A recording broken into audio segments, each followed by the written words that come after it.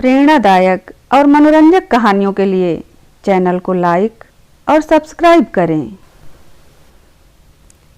एक गांव में लखा नाम का एक व्यक्ति था। वह बहुत मेहनती था। उसके सपने भी बहुत बड़े थे। लखा एक कंपनी में काम करता था, लेकिन वह अपनी कमाई से खुश नहीं था और कुछ अलग करने की सोच रहा था ताकि उसे भविष्य में ज़्यादा कमाई हो सके।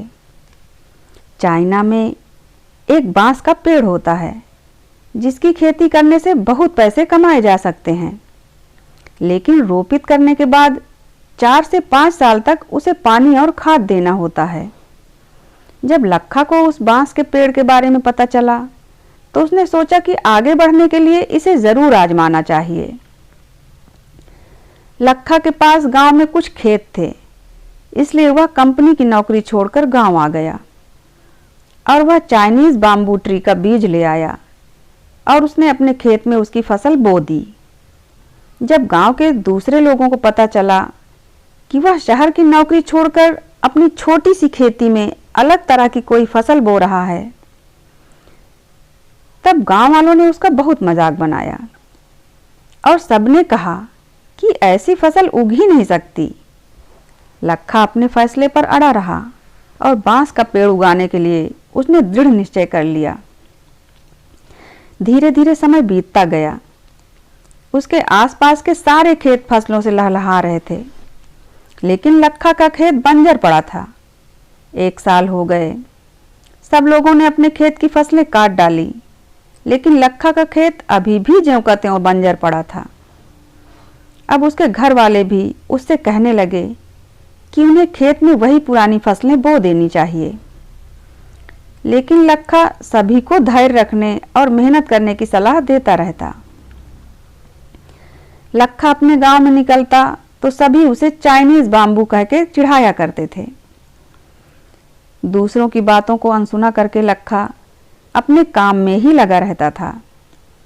देखते ही देखते 4 साल बीत गए। लखा फसलों पर खाद और पानी अभी भी दे रहा था। उसके खेत में अंकुर तक नहीं फूट रहे थे।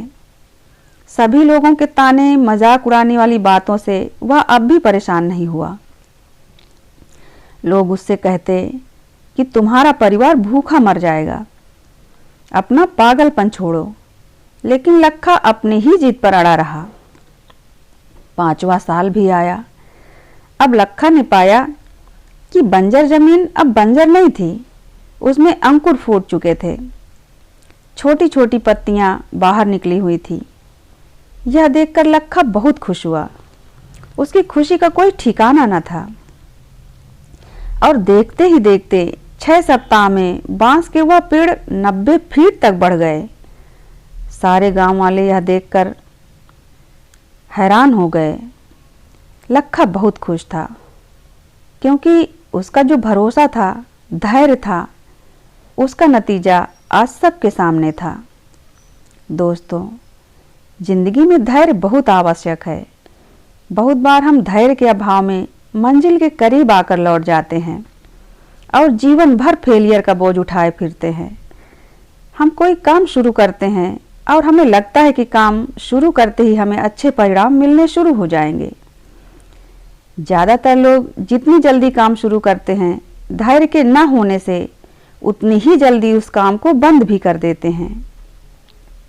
याद रखिए, आपको बस धैर्य और विश्वास के साथ अपना काम करते जाना है। परिणाम तुरंत नहीं मिलता, लेकिन एक दिन मिलता ज़रूर है। धन्यवाद।